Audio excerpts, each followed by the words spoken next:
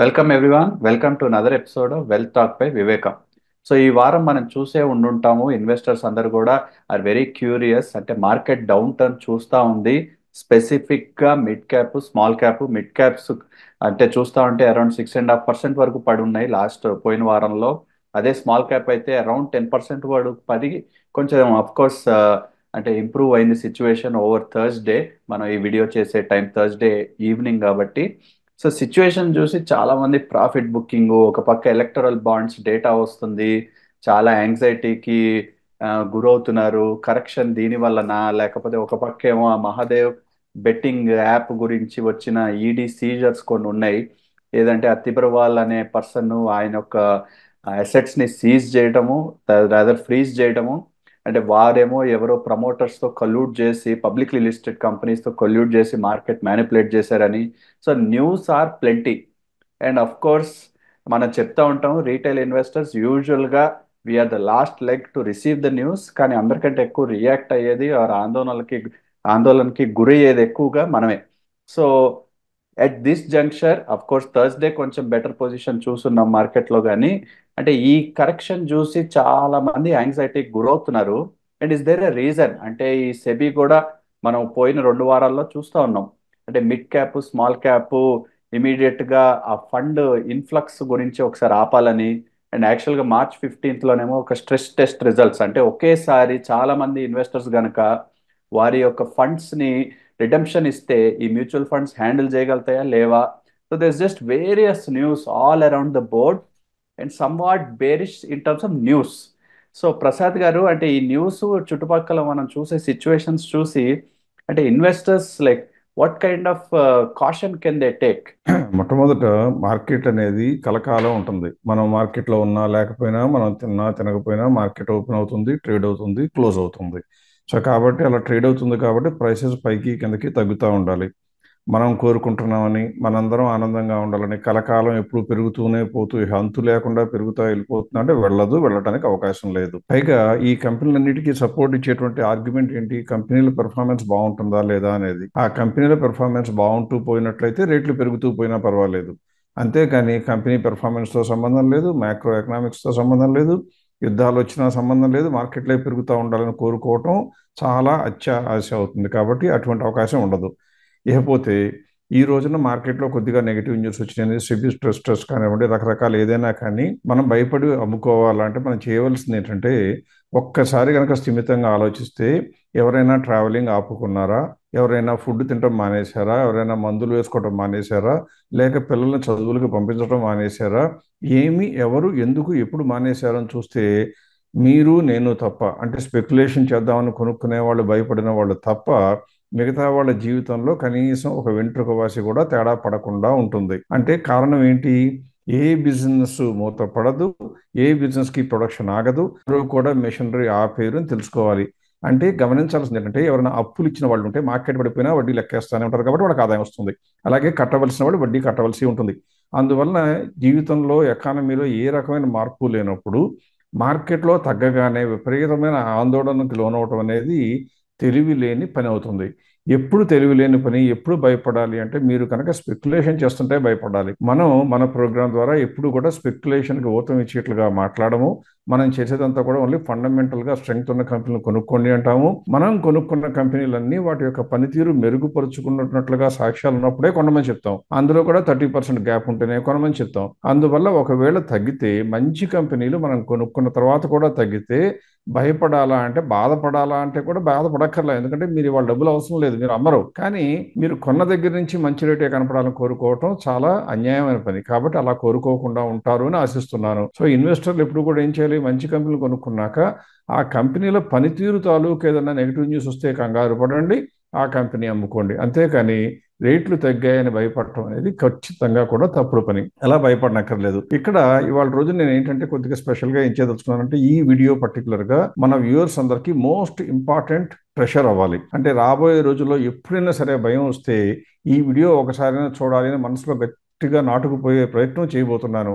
అంటే మనం చేసేది ఏంటంటే, ఇలాంటి హెచ్చు తగ్గులు అంతకుముందు కూడా జరిగినాయా, జరిగితే ఆ తర్వాత జీవితం అంతా అంధకారం అయిపోయిందా, లేక మళ్ళీ తర్వాత మంచిగా వెలుగు వచ్చి అందరికీ జీవితాలు బాగానే ఉన్నాయని చూడటానికి వీలుగా కొన్ని ఫ్యాక్ట్స్ నేను ప్రజెంట్ చేసే ప్రయత్నం చేస్తాను. అందులో మొదటి ఫ్యాక్ట్ ఏంటంటే, నేను ఎప్పుడూ కూడా లాస్ట్ 15 ఇయర్స్ డేటా దాదాపుగా తీసుకుంటే 14 ఇయర్స్ కరెక్ట్గా చెప్పాలంటే 2009 జనవరి 1 నుంచి. ఎందుకు 2009 అంటే 2008లో విపరీతమైన క్రాష్ వచ్చింది కాబట్టి 2009 జనవరి నుంచి తీసుకున్నాను. అంటే 2009 జనవరిలో ఎండ్ అయిన 1 ఇయర్ అంటే 2008లోనే మొదలై ఉంటుంది. అప్పుడు నుంచి చూస్తే 1 ఇయర్ పాటు రిటర్న్స్ ఎంతెంత వచ్చాయో నిఫ్టీలో నేను ట్రాక్ చేయడం మొదలు పెట్టాను. అంటే కేవలం మీకు ఒక ధైర్యం ఇవ్వడానికి. ఎప్పుడైనా సరే నిఫ్టీ కనుక కొనుక్కున్నట్లయితే 1 ఇయర్ లో వచ్చిన రిటర్న్స్ ఎంత అని చూపించడానికి మీకు ప్రయత్నం చేస్తున్నాను. ఇప్పుడు మీరు స్క్రీన్ మీద ఉన్నటువంటి గ్రాఫ్ నే కనుక చూసినట్లయితే అందులో మీకు కనపడేది ఏంటంటే, మొట్టమొదటి కనపడుతున్న గ్రాఫ్ ప్రకారం చూస్తే నిఫ్టీ 1 ఇయర్ రిటర్న్స్ ఎంత ఉండినాయో 2009 నుంచి 2024 వరకు, అంటే ఈ 2024లో మార్చి వరకు కూడా చేయడం జరిగింది. ఇక్కడ మీరు చూసినట్లయితే -80% నుంచి 120% వరకు మీకు కనపడుతుంది. అందులో కనుక పర్సంటేజెస్లో చూస్తే 0 కన్నా క్రింద ఉన్నట్లయితే అప్పుడు మీకు అర్థం ఏమని కావాలి, ఆ రోజు నాటికి గత సంవత్సరంలో పోలిస్తే నష్టాల్లో ఉన్నది అనుకోవాలి. ఒకవేళ 0 కన్నా పైన ఉన్నట్లయితే మీరు ఏమని అర్థం చేసుకోవాలి, ఆ రోజుకి సంవత్సరంతో పోలిస్తే కనుక లాభాలు ఉన్నాయి అని తెలియాలి. మీరు మొట్టమొదటి ధైర్యం తెచ్చుకోవాల్సిన అంశం ఏంటంటే, ఎన్నిసార్లు ఇది 0 కన్నా ఎక్కువ ఉన్నది, ఎన్నిసార్లు 0 కన్నా తక్కువ ఉన్నది అని చూస్తే మీకే ధైర్యం వస్తుంది. ఎందుకని, ఒకవేళ తగ్గినా నెక్స్ట్ 1 ఇయర్లో మళ్ళీ పెరిగిపోతున్నట్టుగా కనబడుతుంది కదా అని తెలుస్తుంది. ఇప్పుడు మీరు స్క్రీన్ మీద చూసినట్లయితే 2009 బిగినింగ్లో 2008లో ప్రపంచవ్యాప్తంగా క్రైసిస్ వచ్చింది కాబట్టి దగ్గర దగ్గర 55% పడిపోయింది కాబట్టి -55 దగ్గర లైన్ మొదలైంది. అది కేవలం 2010కి వచ్చేటప్పుడు కనుక మీరు చూసినట్లయితే 100% పెరిగింది. అంటే అర్థం ఏంటి, నిఫ్టీ కొనుక్కున్న వాళ్ళకి కూడా అది 2009లో కనుక కొనుక్కుంటే తగ్గినప్పుడు ధైర్యంగా దాదాపుగా 100% ప్రాఫిట్ వచ్చింది 2010కి. ఆ తర్వాత రైట్ సైడ్కి వెళ్ళినట్లయితే 2011 మధ్యలో నుంచి 2012 మధ్యలో ఒకసారి దాదాపుగా 0 కన్నా కింద ఉంది. అంటే ఆ కొద్ది కాలం మాత్రం నిఫ్టీలో 1 ఇయర్లో కనుక హోల్డ్ చేసిన వాళ్ళకి కొద్దిగా నష్టాలు వచ్చాయి. కానీ వాళ్ళైనా భయపడిపోతారా, ఉంచుకుంటే ఏమైపోయింది, మళ్ళీ తర్వాత 25% నెక్స్ట్ పీరియడ్లోనే వచ్చేసినట్టుగా కనపడుతుంది. అలా మొత్తం మీద పీరియడ్స్ ఎన్నా అని చూస్తే 2011 హాఫ్ నుంచి 2012 హాఫ్ వరకు ఒకసారి, ఆ తర్వాత మళ్ళీ 2016లో నుంచి చూస్తే 2017 వరకు కొద్దిగా ఒకసారి మాత్రమే నిఫ్టీలో నష్టాలు వచ్చినట్టుగా కనపడుతుంది. ఆ తర్వాత లేటెస్ట్గా కోవిడ్ టైంలో 2020లో వచ్చింది. ఇప్పుడు తప్పితే, అంటే మొత్తం మీద 2008లో ఉన్న ఇంటర్నేషనల్ క్రైసిస్ వదిలేస్తే 15 సంవత్సరాల కాలంలో తర్వాత కేవలం 3 సార్లు మాత్రమే, స్వల్పకాలం మాత్రమే నిఫ్టీలో 1 ఇయర్ ఉంచుకుంటే నష్టాలు వచ్చాయి. ఆ తర్వాత అందరికీ లాభాలే వస్తున్నాయని తెలుస్తుంది. సో కాబట్టి నిఫ్టీ గురించి భయపడక్కర్లేదు. వెంటనే నాకు తెలుసు, మనం అందరం ఏమంటారంటే, మేము మిడ్ క్యాప్ ఎక్కువ కొనుక్కుంటాం కదండి, మిడ్ క్యాప్లో కనుక ఎక్కువ కొనుక్కుంటే చాలా నష్టాలు వస్తాయి కదా, మొత్తం నష్టాలు తర్వాత మనకు రికవర్ అయ్యే ఛాన్స్ ఉండదేమో కదా అని భయపడతారు. అందుకే మీకు ఇప్పుడు గ్రాఫ్ మీకు చూపించేది మిడ్ క్యాప్ కూడా చూపిస్తున్నాను. మిడ్ క్యాప్ ఇండెక్స్ చూస్తే ఇందులో కూడా దాదాపుగా 60% వరకు 2009లో మొదలు పెడితే ఆ తర్వాత సంవత్సరంలో ఎంత పెరిగింది, ఏకంగా 155-156% వరకు పెరిగింది. అంటే అర్థం ఏంటి, నిఫ్టీ కన్నా నష్టాలు వచ్చినప్పుడు మిడ్ క్యాప్లో నష్టాలు ఎక్కువ వస్తాయి, లాభాలు వచ్చినప్పుడు కూడా ఎక్కువ వస్తాయి. అంటే వాలటైలిటీ ఎక్కువ ఉంటుంది. అంటే నష్టాలు ఎక్కువ వచ్చే మిడ్ క్యాప్లో లాభాలు కూడా ఎక్కువ రావడానికి ఛాన్స్ ఉంటుంది, ప్రొవైడెడ్ మీ దగ్గర పేషెన్స్ ఉండి ధైర్యం కోల్పోకుండా పిచ్చి పిచ్చి పనులు చేసి అమ్ముకోకుండా ఉంటాయి. కాబట్టి మిడ్ క్యాప్లో కూడా బాగా వచ్చినాయి. కానీ నిఫ్టీకి మిడ్ క్యాప్కి తేడా నేను ఏం చెప్పాను, వాలటాలిటీ ఎక్కువ ఉంటుందని చెప్పాను. ఇప్పుడు మిడ్ క్యాప్లో కనుక చూస్తే 0 కన్నా ఎన్నిసార్లు వచ్చాయా అని చూస్తే మీరు నిఫ్టీలో వచ్చినప్పుడే 2011 హాఫ్ నుంచి 12 హాఫ్లో ఒకసారి, ఆ తర్వాత ఇంకొకసారి కొద్దిగా, అలా మొత్తం మీద చూస్తే దాదాపుగా 7 సార్లు. అంటే నిఫ్టీలోనేమో కేవలం 3 సార్లే కనపడితే ఇందులో దాదాపుగా 6 నుంచి 7 సార్లు మనకు నష్టాలు వచ్చినట్టుగా కనపడుతుంది. అంటే మిడ్ క్యాప్లో కొద్దో గొప్ప కుదుపులు ఉండక తప్పదు, అది కూడా ఇండెక్స్ కొనుక్కుంటే. అంటే అర్థం ఏంటి, నిఫ్టీలోను మిడ్ క్యాప్లోను కనుక చూసినట్టు, ఎందుకు చెప్తున్నానంటే ఇదంతా కూడా నిఫ్టీలో ఇండెక్స్లో కొనుక్కుంటేనేమో లాభాలు బాగానే వస్తున్నాయి, వెయిట్ చేస్తాయి. మిడ్ క్యాప్లో కొనుక్కున్నా కూడా లాభాలు బాగానే వస్తున్నాయి, వెయిట్ చేస్తుంటాయి. ఎందుకు చెప్తున్నాను అంటే, మీరు రాబోయే రోజుల్లో నష్టాలు మాత్రం నాకు రాకూడదని మనస్ఫూర్తిగా కోరుకుంటూ ఆశిస్తున్నట్లయితే, అది కరెక్టో కాదో పక్కన పెడదాం, అలా కోరుకున్నట్లయితే మీరు నిఫ్టీలో ఉంటే మంచిదా మిడ్ క్యాప్లో మంచిదో ఉంటుందో తెలియచేయడం వీలుగా. ఇప్పుడు ఈ 2 గ్రాఫ్లు చూశారు కాబట్టి ఒక్కసారి నేను ఏం చేస్తానంటే, చాలా సింపుల్, షార్ట్ టైంలో ఆ నిఫ్టీను మిడ్ క్యాప్ రెండు కలిపి మీ గ్రాఫ్ చూపిస్తున్నాను చూడండి. ఇందులో కనుక చూస్తే బ్లూ కలర్లో ఉన్నది నిఫ్టీ గ్రాఫ్ అయితే, ఆరెంజ్ కలర్లో ఉన్నదేమో మిడ్ క్యాప్ది. నేను వాలటాలిటీ ఎక్కువ అని చెప్పినట్లుగా చూడండి, పెరిగినప్పుడు నిఫ్టీ కన్నా ఎక్కువ మిడ్ క్యాప్ పెరుగుతుంది, అలాగే తగ్గినప్పుడు నిఫ్టీ కన్నా మిడ్ క్యాప్ ఎక్కువ తగ్గుతుంది. అంటే పెరిగేటప్పుడు ఎక్కువ, తగ్గేటప్పుడు ఎక్కువ. కాబట్టే వాలటాలిటీ ఎక్కువ. అంటే మిడ్ క్యాప్లో ఉండే వాళ్ళకి కొద్ది గొప్ప మనోధైర్యం ఇంకా ఎక్కువ కూడా ఉండాలని గమనించాలి. ఇలా ఉంచినట్లయితే ఇప్పుడు లాభాలు బాగానే వచ్చినాయని తెలుస్తుంది. అంటే ఓవరాల్గా చూస్తే మొత్తం ఎకానమీ బాగున్నప్పుడు రెండు ఇండెక్స్లు పెరగడం తగ్గడం దాదాపుగా కొరిలేషన్ బాగానే ఉన్నట్టు కనపడుతుంది. ఇప్పుడు నేను ఏం చేశానంటే ఇప్పుడు మీకు గ్రాఫ్ చూపించబోయేది ఏ రోజుల్లో అయితే ఈ ఒక్కటి మాత్రం దయచేసి స్పెషల్ అటెన్షన్ పే చేయండి. ఇక్కడ నేను మీకు చూపించే గ్రాఫ్ ఏంటంటే మిడ్ క్యాప్ ఓవర్ నిఫ్టీ. అంటే మిడ్ క్యాప్ నిఫ్టీ కన్నా ఎంత మెరుగైన రిటర్న్స్ ఇచ్చిందో చూడటానికి ఒక గ్రాఫ్ వేశాను. అంటే నిఫ్టీలో కనుక 50% పెరిగితే మిడ్ క్యాప్ కనుక 60% పెరిగితే దాని రిజల్ట్ ఎంత 10% ఎక్కువ అని 1 ఇయర్లో. అంటే 1 ఇయర్లో నిఫ్టీలో కన్నా కూడా మిడ్ క్యాప్లో 10% ఎక్కువ వచ్చిందని అది గ్రాఫ్గా ప్రజెంట్ చేసి చూస్తే ఇప్పుడు మీరు 2010లో కనుక చూసినట్లయితే నిఫ్టీ యొక్క రిటర్న్స్ కన్నా మిడ్ క్యాప్ 60% ఎక్కువ సంపాదించింది. ఎంత 60% ఎక్కువ సంపాదించింది ఒక్క సంవత్సరంలో. అలా మీరు మొత్తం గ్రాఫ్ మొత్తం చూస్తే కేవలం 2-3 సార్లు మాత్రమే లేదా కొద్దిగా ఎక్కువ టైం అయినా కానీ 2-3 సార్ల కన్నా ఎక్కువ ఎప్పుడూ కూడా మిడ్ క్యాపే నిఫ్టీని బీట్ చేస్తున్నట్లుగా కనపడుతుంది. అంటే మనం ఏమర్థం చేసుకోవాలి, లాంగ్ రన్లో ఉండగలిగే కెపాసిటీ మనకు ఉన్నట్లయితే మిడ్ క్యాప్లో పోర్ట్ఫోలియోలు బిల్డ్ చేసుకుని జాగ్రత్తగా ఉన్నట్లయితే ఆ జాగ్రత్తలు ఏంటో కూడా ఈరోజు వీడియోలోనే కవర్ చేయబోతున్నాం. ఒకవేళ కనుక మీరు జాగ్రత్తలు ఫాలో అవుతున్నట్లయితే మిడ్ క్యాప్లో వచ్చిన రిటర్న్స్ నిఫ్టీలో రాలేవు, అది గమనించాలి. కాబట్టి మీరు ఇందులో కనుక చూసినట్లయితే మిడ్ క్యాప్ రిటర్న్స్ ఇప్పుడు బెటర్గా ఉండటం మూలంగా ఇప్పుడు ప్రస్తుతం 2024లో ఎక్కడున్నదా ఈ గ్రాఫ్ అని చూస్తే ఎప్పుడో 2010లో ఒకసారి 60% వచ్చిందేమో కానీ ఆ తర్వాత ఎప్పుడు కూడా నిఫ్టీ కన్నా ఎక్కువ వచ్చిన రిటర్న్స్ 30-40% కన్నా ఎక్కువ ఎప్పుడు పెరగలేదు. అది ప్రస్తుతం చూస్తే అంటే 2024 మార్చిలో చూస్తే లాస్ట్ 1 ఇయర్లో పోలిస్తే నిఫ్టీ కన్నా 40% కన్నా ఎక్కువ వచ్చిన రిటర్న్స్ కనపడుతున్నాయి. ఇక్కడ మీరు గమనించాల్సింది ఏంటంటే ఇలా బాగా ఎక్కువ వచ్చిన లాభాలు వచ్చిన ప్రతిసారి కూడా స్టీప్ కరెక్షన్ జరుగుతుంది. అంటే ఒక్కసారి ధడల్మని పడిపోతున్నాయి. మీరు గ్రాఫ్లో కనుక చూసినట్లయితే అలా పైకి వెళ్ళటం కొండలాగా వెంటనే మళ్ళీ కిందకి పడిపోవటం అది జరిగింది. ఇప్పుడు దానికి కారణం ఏదైనా చెప్పొచ్చు, సెబీ అనివ్వండి, ఇంకొకళ్ళు అనివ్వండి, మహదేవ్ బెట్టింగ్ అనివ్వండి. కానీ భయాందోళనకు గురైనప్పుడు గ్యారంటీగా జరుగుతుంది. ప్రభుత్వానికి ఆ దురదృష్టవశాత్తు ప్రభుత్వానికి ఉన్న కోరిక కూడా మిడ్ క్యాప్ స్టాక్స్ తగ్గాలి అంటున్నారు. కరెక్టో కాదో పక్కన పెడదాం, కానీ వాళ్ళు అంటున్నారు కాబట్టి తగ్గుతున్నాయి. ఇది భయపడాల్సిన విషయం అంటే కానే కాదు. ఎందువలన అంటే ఇప్పుడు ఇటువంటి సమయంలో అంటే ఎప్పుడైతే మిడ్ క్యాప్స్ కన్నా నిఫ్టీ కనుక మంచి రిటర్న్స్ ఇచ్చే దిశగా కనుక మార్కెట్ని నడిపించినట్లయితే, మళ్ళీ చెప్తున్నాను, ఇప్పుడు ప్రభుత్వ జయం ఏంటి, సెబీ జయం ఏంటి, నిఫ్టీ షేర్లు బాగుండాలి, మిడ్ క్యాప్ షేర్లు తగ్గాలి అంటున్నారు. అంటే ఇండైరెక్ట్గా మనం లాంగ్వేజ్లో ఏం చెప్పాలి, నిఫ్టీలో వచ్చే రిటర్న్స్ ఎక్కువ ఉండాలి, మిడ్ క్యాప్లో రిటర్న్స్ తక్కువ ఉండాలి అంటున్నారు. అలా గనక జరిగిన పరిస్థితి అయినట్లయితే మీరు నేను ఎందుకు హ్యాపీగా ఉండాలి అంటే ఇప్పుడు మీకు చూపించబోయే గ్రాఫ్ అన్నింటికన్నా కూడా వైటల్. ఎందుకు వైటల్ అని చెప్తున్నానంటే ఇప్పుడు మీకు చూపించబోయే గ్రాఫ్ ముందు 2 పార్ట్లుగా డివైడ్ చేస్తాను. ఒక గ్రాఫ్లో మీకు ఏం చెప్తున్నానంటే ఏ కంపెనీ ఎవరైనా సరే మిడ్ క్యాప్లో కనుక పోర్ట్ఫోలియో స్టార్ట్ చేయాలనుకున్న వాళ్ళు ఏ కంపెనీ కొనుక్కోవాలో తెలియదు అనుకుని కేవలం మిడ్ క్యాప్ ఇండెక్సే కొనుక్కున్నారనుకోండి. ఎప్పుడు మిడ్ క్యాప్ కొనుక్కోవాలి అంటే ఏ సమయంలోనైనా కొనుక్కున్నట్లయితే 3 ఇయర్స్ పాటు వెయిట్ చేస్తే, మళ్ళీ జాగ్రత్తగా చెప్తున్నాను వినండి, మీరు పోర్ట్ఫోలియో స్టార్ట్ చేసి మిడ్ క్యాప్ ఇండెక్స్ కొనుక్కుని 3 ఇయర్స్ వెయిట్ చేస్తే ఎంత లాభాలు వచ్చినాయో చూపించేది ఈ గ్రాఫ్. ఇక్కడ మీరు చూస్తున్నట్లయితే ఏ రోజైనా సరే మిడ్ క్యాప్ కొనుక్కుని 3 సంవత్సరాలు ఉంచుకుంటే ఈ 15 సంవత్సరాల కాలంలో అంటే 2021 వరకే లెక్క వేయగలుగుతాం, ఎందుకంటే 3 ఇయర్స్ పాటు రిటర్న్స్ చూడాలి కాబట్టి. చూస్తే కేవలం 2 సార్లు మాత్రమే ఈ యొక్క 11-12 సంవత్సరాల కాలంలో 2009 నుంచి 21 దాకా చూస్తే 2 టైమ్స్ మాత్రమే మీరు మిడ్ క్యాప్లో పెట్టుకుంటే మీకు నష్టాలు వచ్చినట్టుగా కనపడుతుంది. అది కూడా 3 ఇయర్సే ఉంచుకుని అమ్మేస్తాయి. కాబట్టి మిడ్ క్యాప్స్ లాంగ్ టర్మ్ ఉంచుకుంటే గ్యారంటీగా లాభాలు వస్తున్నాయి, ఇండెక్స్లో పెట్టుకుంటే తెలిసిపోయింది మనకి.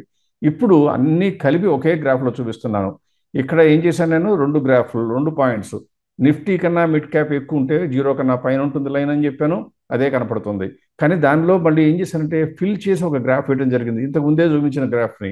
అందులో ఏం చెప్పాను, ఒకవేళ కనుక నిఫ్టీ ప్రభుత్వం కోరుకున్నట్లుగా నిఫ్టీ కనుక మిడ్ క్యాప్ కన్నా బాగా వెళ్తే అప్పుడు స్టార్ట్ చేసిన వాళ్ళకి మిడ్ క్యాప్లో సూపర్లేటివ్ రిటర్న్స్ వస్తున్నాయి. మీరు గ్రాఫ్ చూస్తే కనపడుతుంది చూడండి. మొట్టమొదట్లో అంటే 2008-9లో ఇండెక్స్ కన్నా కూడా మిడ్ క్యాప్ ఎక్కువ పడిపోయింది కాబట్టి ఆ టైంలో స్టార్ట్ చేసిన వాళ్ళకి దాదాపుగా 40% కాంపౌండ్ యాన్యువల్ గ్రోత్ రేట్ వచ్చింది. ఆ తర్వాత మళ్ళీ నిఫ్టీ మిడ్ క్యాప్ కన్నా బాగా పెర్ఫామ్ చేసింది అంటే 0 కన్నా కిందకి రావాలి. ఆ సమయంలో కనుక చూస్తే దాదాపు 2011 నుంచి 2015 వరకు చూస్తే ఈ గ్రాఫ్ అంతా 0 కన్నా పైన ఉంది. అంటే ఆ టైంలో ఎప్పుడు మొదలుపెట్టిన 3 ఏళ్లలో 40-50% దాకా 30% వరకు compound annual growth rate Nifty mid cap returns ఇవ్వగలిగింది. అందులో కొనుక్కున్న స్టాక్స్ కొనుక్కున్న వాళ్ళకి 50% రావడం చాలా సాధారణంగా తేలిగ్గానే వచ్చేస్తున్నమాట కరెక్ట్. అలాగే రైట్ సైడ్ చూస్తూ పోయినట్లయితే ఎప్పుడైనా సరే ఇప్పుడు ప్రభుత్వం కోరుకుంటున్నట్లుగా నిఫ్టీ కనుక మిడ్ క్యాప్ కన్నా బాగా పెర్ఫామ్ చేస్తుంటే మీరు భయపడకూడదు సరికదా. మీ దగ్గర ఇంకేదైనా ఆస్తుల్లో డబ్బులు ఉంటే ఆ డబ్బులు కూడా మిడ్ క్యాప్లో స్టాక్స్ని కొనుక్కుంటే పోర్ట్ఫోలియోలో నెక్స్ట్ 3 ఇయర్స్లో రాబోయే లాభాలు అమోఘంగా ఉంటాయని సాక్ష్యాలతో సహా కనపడుతుంది. So all investors please don't be worried about mid cap melt down. ఇది ఏమాత్రం కంగారు పడాల్సిన విషయం లేదు. రైట్ అండి, మనం ఎప్పుడు చెప్తా ఉంటాం. And of course A known saying in market also, అంటే వెల్త్ క్రియేట్ చేసుకోవాలంటే మీరు మిడ్ క్యాప్ వాల్యూ కంపెనీస్ వైపు చూడాలి, వాల్యూ స్టాక్స్ వైపు చూడాలి. కానీ వెల్త్ ప్రిజర్వేషన్కి ఎప్పుడు లార్జ్ క్యాప్ ఇండెక్స్లో ఉండే పెద్ద పెద్ద కంపెనీల వైపు చూస్తూ ఉండాలి. And all of us are trying to create wealth unless of course మనం ఏదైనా ఏజ్డ్, మనకు ఉన్నది కొంచెం లిమిటెడ్ సోర్సెస్ అంటే definitely preservation is the goal. కానీ all of us are eager enthusiastic individuals looking to create wealth. కాబట్టి మనం ఎప్పుడైనా సరే good companies with in the segment చూడాలి. సో ఇప్పుడు మీరు చెప్పినట్టుగా ఇప్పుడు జస్ట్ ఇండెక్స్ గురించి స్టడీ చూపించారు. అంటే ఇండెక్స్ ని యాజ్ ఇట్ ఈస్ ఒక యూనిట్ గా కనుక కొనుక్కున్నట్టే ఎలాంటి రీసెర్చ్ ఫైండింగ్స్ మీరు చెప్పారో మనం అర్థం చేసుకున్నాం. బట్ మనం దానికంటే ఒక మెట్టు ఎక్కువ ఎక్కేసి ఆ కంపెనీలు అన్నీ కాకుండా వాటిల్లో కూడా కొన్ని జెమ్స్ ఉంటాయి. మోస్ట్ ప్రాబబ్లీ మనం చెప్పే ఫ్యాక్ట్స్ అంతా చెప్తా ఉంటాం కదా, మన స్కోప్ టు గ్రో, ఫండమెంటల్ గా గ్రో అవడం, ఇవన్నీ సాటిస్ఫై చేస్తూ ఉండే బకెట్ ఆఫ్ స్టాక్స్ ఏమో ఆ మొత్తం బాస్కెట్లో ఇంత ఉంటాయి. వాటిల్లో కనుక మనం ఇన్వెస్ట్ చేసినట్టయితే ఇంకా ఎక్స్ట్రా కాన్ఫిడెన్స్ ఎందుకు ఉండాలి యాజ్ ఏ ఇన్వెస్టర్. నిజం చెప్పాలంటే మన దగ్గర ఉన్న క్లయింట్స్ కూడా చాలా మంది even they also try to get in touch. ఎప్పుడైనా సరే కొంచెం కరెక్షన్ అయితే అడుగుతూ ఉంటారు, ఏమండి ఇది కూడా ఉంది నా దగ్గర 10 స్టాక్ పోర్ట్ఫోలియో, దాంట్లోనేమో ఒక 4 బాలేవండి, అంటే చూస్తున్నారా, సరిగ్గానే ఫాలో అవుతుందా, మన సిస్టమ్ బాగానే ఉందా అని అడుగుతూ ఉంటారు. But why we're so confident, అసలు ప్రాసెస్ కనుక మీరు నేను మన చుట్టుపక్కల ఇన్వెస్టర్ కమ్యూనిటీ అందరూ as at a large adopt చేసుకుంటే ఇంకెందుకు ఎక్స్ట్రా కాన్ఫిడెంట్గా ఉండాలో మేబీ దాని గురించి కొన్ని ఫ్యూ పాయింట్స్ టచ్ చేయగలుగుతారా? తప్పకుండా Yashwant, this is very very vital. నేను చెప్పినట్లుగా ఇవాళ మనం చేయబోయే వీడియో కొద్దిగా లెంగ్త్ ఎక్కువ ఉన్నా కానీ ఫ్యూచర్లో ఎప్పుడైనా సరే ఎవరైనా భయపడితే చూడటానికి వీలుగా ఉండాలి కాబట్టి కొద్దిగా టైం తీసుకున్నా ఎక్స్ప్లెయిన్ చేసి తీరుతాను. ఇందులో నేను ఫస్ట్ చెప్పదలుచుకుంది ఏంటంటే, ఎవరైనా సరే కంపెనీలు అనగానే మంచిదంటే ఏదండి అంటారు. రిలయన్స్ మంచిదా అంటే మంచిదే. మంచిదైనా ఏ ప్రైస్ వరకు మంచిదో ఆలోచించాలి. ఒక ప్రైస్ దాటితే ఎంత గొప్ప కంపెనీ అయినా మనకి పనికిరాదు, వదిలేయాలి అనేది మన సిద్ధాంతం. అంటే ఫెయిర్ వాల్యూ వచ్చినప్పుడు అమ్ముకోవాలి అని చెప్పాలి. కానీ దానికన్నా ముందు అసలు కంపెనీలు మంచివంటే ఏంటి, ఎలా నిర్ణయించాలంటే, ఎక్కువ మంది మంచి కంపెనీలు వాళ్ళు చెప్పారని వీళ్ళు చెప్పారని యాడ్ చేసుకుంటూ పోతూ ఉంటారు. వాళ్ళకి కావాల్సిందల్లా వినదలుచుకుంది ఏంటంటే మంచి కంపెనీయా కాదా, మంచి కంపెనీయా కాదా. అంతేగాని నాకున్న పోర్ట్ఫోలియోలో మంచిదా కాదా అని ఆలోచించడం తెలియదు. మీరు చేయవలసింది ఏంటంటే కంపెనీ పనితీరును ఎలా అయితే విశ్లేషిస్తామో అలాగే మనం మన దగ్గర ఉన్న ప్రతి షేర్ యొక్క పోర్ట్ఫోలియోలో ఉన్న ప్రతి స్టాక్ గురించి విశ్లేషించాలి. వాటన్నిటినీ కలిపితే వచ్చే కంబైన్డ్ రిజల్ట్ ఎలా ఉందో కూడా చూడాలి. అది ఎలాగో చూపించడానికి ఒక చిన్న ప్రయత్నం ఈరోజు చేయబోతున్నాను. ఇందులో ముందు అందరికీ తేలిగ్గా అర్థం కావడానికి వీలుగా ఒక రిలయన్స్ ఎగ్జాంపుల్ తీసుకున్నాను. రిలయన్స్ నేను కొనమని సపోర్ట్ చేస్తున్నానని కాదు, అమ్మమని సపోర్ట్ చేస్తున్నాను కాదు. రిలయన్స్ ఎగ్జాంపుల్ తీసుకుంటే మీకు స్క్రీన్ మీద కనబడుతున్న అంకెల్ని చూసినట్లయితే అన్నీ కూడా క్వార్టర్ అంటే 2023-12తో స్టార్ట్ చేశాను. అంటే అప్పుడుతో పూర్తయిన ట్రైలింగ్ 12 months అంటే 23 March, 23 June, 23 September, 23 December కలిపిన రిజల్ట్స్. అందులో సేల్స్ ఎంత ఉన్నాయో వేశాను. అలాగే దానికి ముందున్న క్వార్టర్ ఏంటి, 2023-09 అంటే అర్థం ఏంటి, 2022 December, 2023 March, 23 June, 23 September, అలా 4 క్వార్టర్లు అనమాట.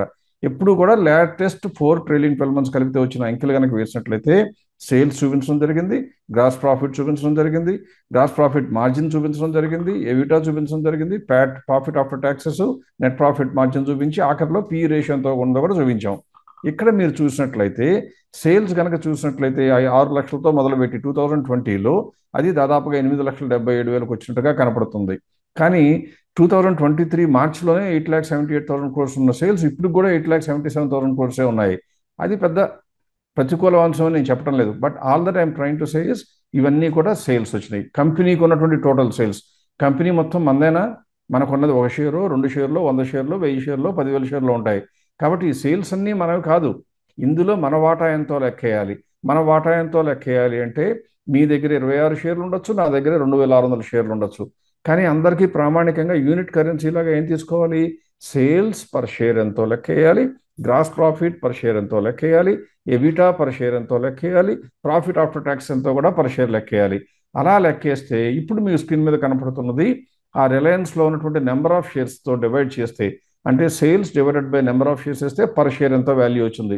ఇక్కడ మీరు చూసినట్లయితే 23 డిసెంబర్ నాటికి 1296 ₹1296 సేల్స్ పర్ షేర్ అని, గ్రాస్ ప్రాఫిట్ ₹440 దాదాపు కానీ, ఎబిటా ₹255 అని, అలాగే ప్రాఫిట్ ఆఫ్టర్ ట్యాక్స్ ₹117 అని తెలిసింది మనకి. ఇది మీరు మార్జిన్స్ చూస్తే ఇంతకు ముందు చూపించిన దానికి ఇప్పటికి మార్జిన్స్ సేమ్ ఉంటాయి. ఎందుకంటే ఓవరాల్గా ఎంత పర్సంటేజ్ ఉందో పర్ షేర్ కూడా పర్సంటేజ్ అంతే. ఎందుకు చూపిస్తున్నాను అనేది చాలా ఇంపార్టెంట్ ఇక్కడ. ఇప్పుడు రిలయన్స్ చూపించాను. అలాగే నేను ఒక్కసారి ఏం చేస్తానంటే ఫాస్ట్గా టాటా కన్సల్టెన్సీ కూడా ఒకసారి ఆ అంకెలు ఒకసారి మీకు చూపిస్తాను. టాటా కన్సల్టెన్సీ కూడా చూస్తే సేల్స్ ఏమో 645.63 ఉంటే, అలాగే మిగతా గ్రాస్ ప్రాఫిట్ 275 అని, ఎబిటా 182 అని, ప్యాట్ ఏమో 121. అంటే రిలయన్స్కిను ఈ యొక్క టాటా కన్సల్టెన్సీకి చూస్తే రిలయన్స్లో 116, టాటా కన్సల్టెన్సీలో 121.74 122 ఉంది. పెద్దగా తేడా లేదు ఏది ప్రాఫిట్ పర్ షేర్. కానీ ఆఖరిలో ఉన్న ఐటమ్ చూస్తే పిఈ రేషియో కనుక చూసినట్లయితే 30.82 ఉంది టాటా కన్సల్టెన్సీకి. ఎందుకు? దాని యొక్క నెట్ ప్రాఫిట్ మార్జిన్ ఎంత ఉంది? 18.86 ఉంది. రిలయన్స్కి ఎంత ఉంది? 9% ఉంది. ఇది చూడగానే మీకు ఏమనిపిస్తుంది? రెండింటికి ఎర్నింగ్స్ సమానంగా ఉన్నప్పుడు ప్రాఫిట్ మార్జిన్ ఎక్కువ ఉన్న కంపెనీ కొనుక్కుంటే మంచిది అని ఎక్కువ మందికి ఆలోచన వస్తుంది. అది కరెక్టో కాదో తెలియాలంటే మీకున్న కంపోజిషన్ ఆఫ్ పోర్ట్ఫోలియో కూడా చాలా ఇంపార్టెంట్. ఇప్పుడు మనం ఇవన్నీ చూసాం కాబట్టి, అంటే రిలయన్స్ టాటా కన్సల్టెన్సీ యొక్క పర్ షేర్ వాల్యూస్ కనుక్కున్నాం కాబట్టి, ఇప్పుడు మనం చేయవలసిన పనల్లా కేవలం ఒకవేళ నా దగ్గర 100 shares of Reliance, 100 shares of Tata consultancy ఉంటే నా టోటల్ పోర్ట్ఫోలియో యొక్క పెర్ఫార్మెన్స్ ఎలా ఉంటుంది, టోటల్ పోర్ట్ఫోలియో నెంబర్స్ ఎలా ఉంటాయి.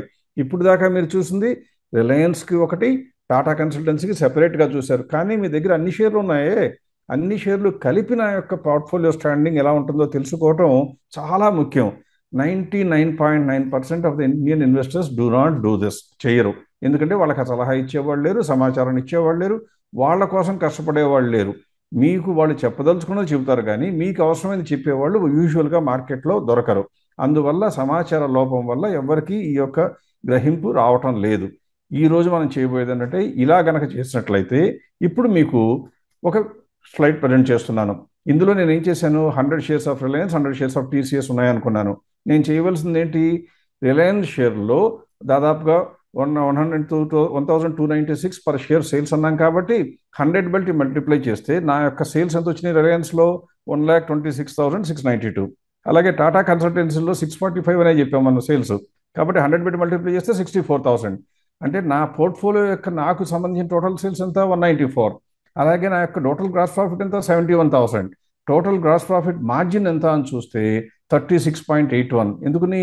రిలయన్స్లో 33.9, ఇక్కడ 42.63 ఉంది కాబట్టి నాకు 36.81.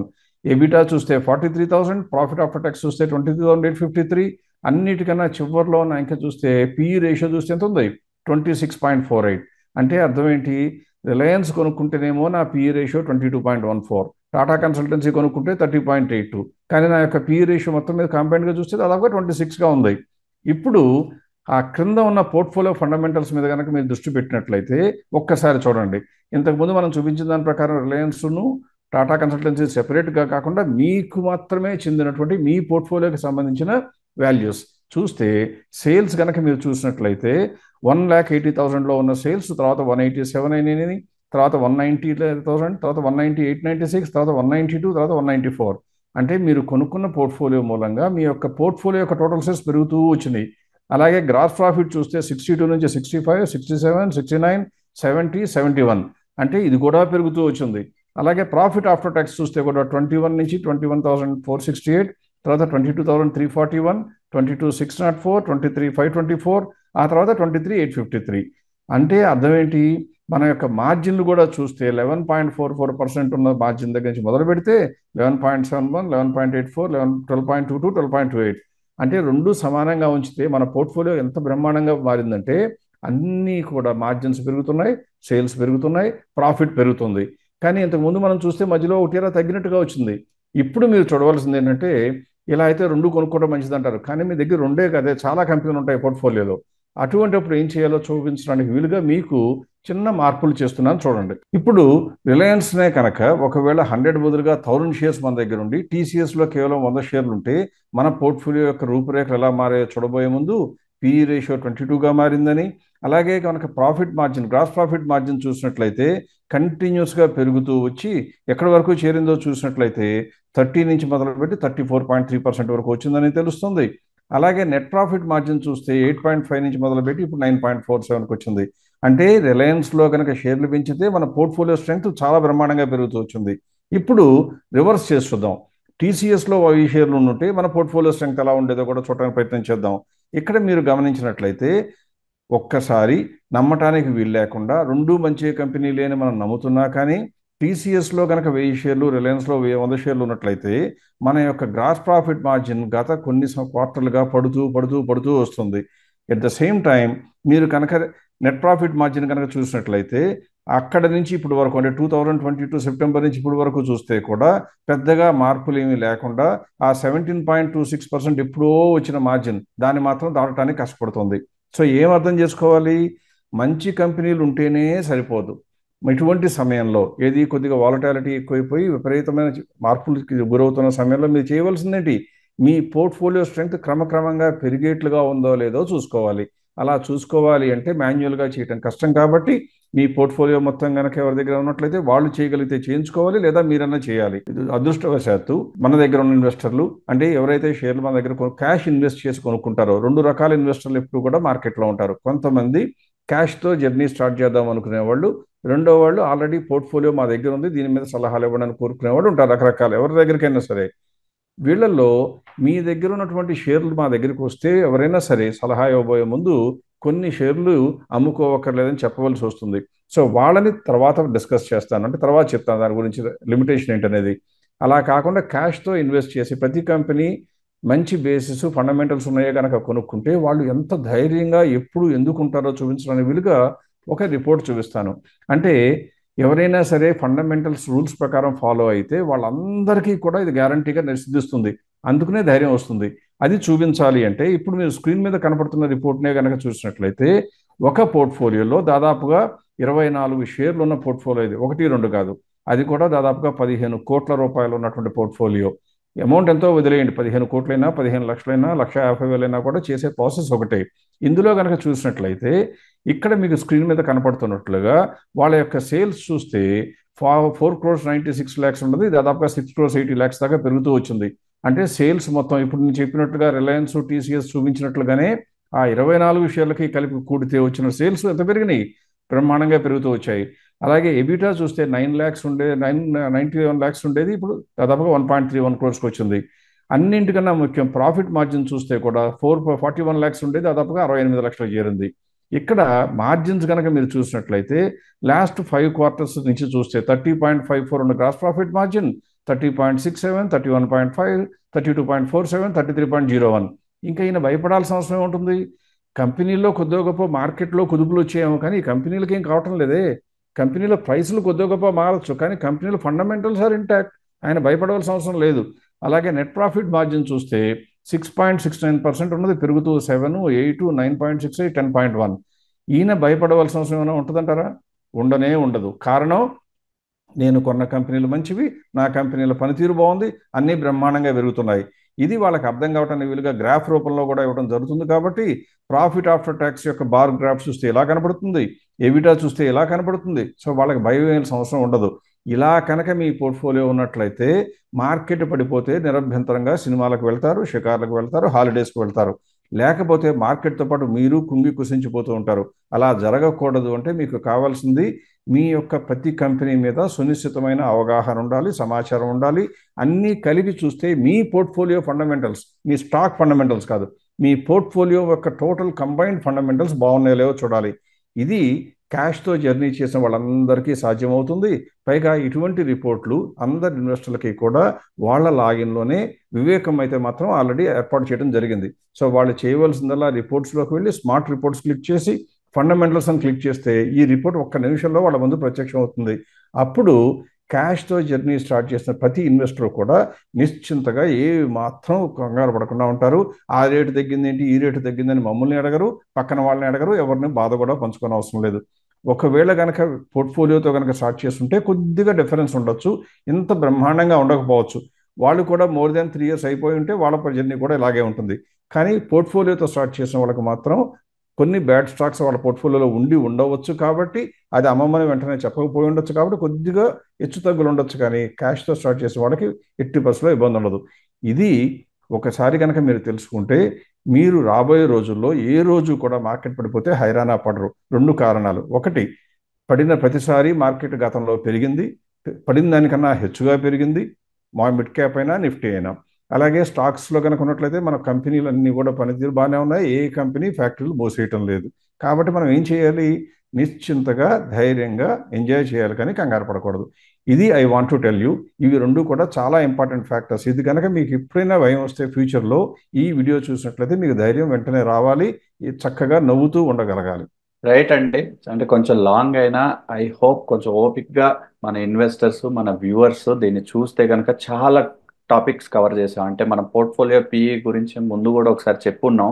బట్ ఆ ఇండిపెండెంట్ స్టాక్స్ ఆ యొక్క కాంట్రిబ్యూషన్ టు మన పోర్ట్ఫోలియో, ఒక ఓవరాల్ పోర్ట్ఫోలియో వ్యూ తీసుకోవడానికి అసలు మేము కూడా ఎలా వర్క్ చేస్తాం అనేది కూడా సింపుల్గా ప్రసాద్ గారు ఇప్పుడు వాళ్ళు చెప్పిన వీడియోలో కవర్ చేసేశారు. అండ్ అన్నిటికంటే మించి ధైర్యంగా మేము ఎందుకు ఉంటాము, why we're also very firm on these fundamentals and we are very confident that they will come back to where they need to be అనేది కూడా ప్రెజెంట్ చేసేసాం. సో దీనికంటే ఎక్కువ we don't want to take up too much time. I hope you also, everyone also is confident and we will continue to do some of these videos or more of these videos soon. So thank you everyone for watching.